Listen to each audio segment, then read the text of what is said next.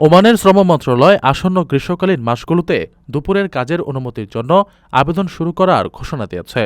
বিগত বছরগুলোর নিয়ম অনুযায়ী জুন, জুলাই, আগস্ট এই ৩ মাস তীব্র দাবদাহ থেকে শ্রমিকদের সুরক্ষায় দুপুর 12:30 থেকে বিকেল 3:30 পর্যন্ত খোলা আকাশের নিচে বা সরাসরি রোদে সব ধরনের কাজ বন্ধ থাকে।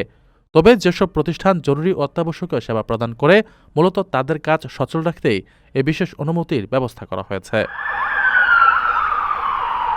মন্ত্রণালয়ের অফিসিয়াল ওয়েবসাইটের ই-সার্ভিস পোর্টালে নিয়োগকর্তারা এই আবেদন করতে পারবেন বলে বিবৃতিতে জানানো হয়েছে।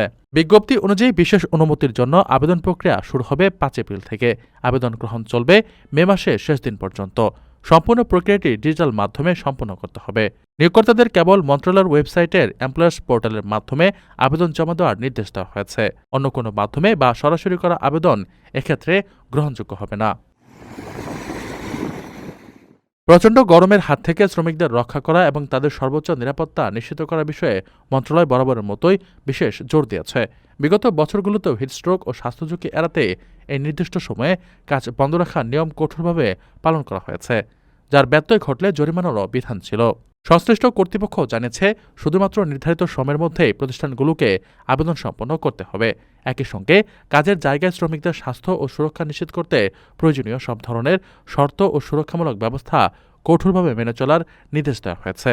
অত্যাবশ্যকীয় সেবার বাইরে অন্য কোনো প্রতিষ্ঠান এই সুবিধা পাবে না।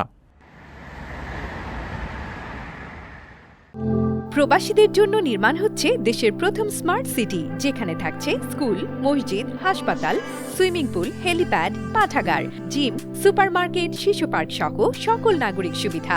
মাত্র 30 লাখ টাকা বিনিয়োগে মিলছে আকর্ষণীয় ফ্ল্যাট। প্লাটিনাম ইনভেস্টরদের জন্য ঢাকা বিমানবন্দরে ভিআইপি প্রোটোকল সুবিধা। বিস্তারিত জানতে যোগাযোগ করুন স্ক্রিনে দেয়া হোয়াটসঅ্যাপ অথবা ইমো নাম্বারে।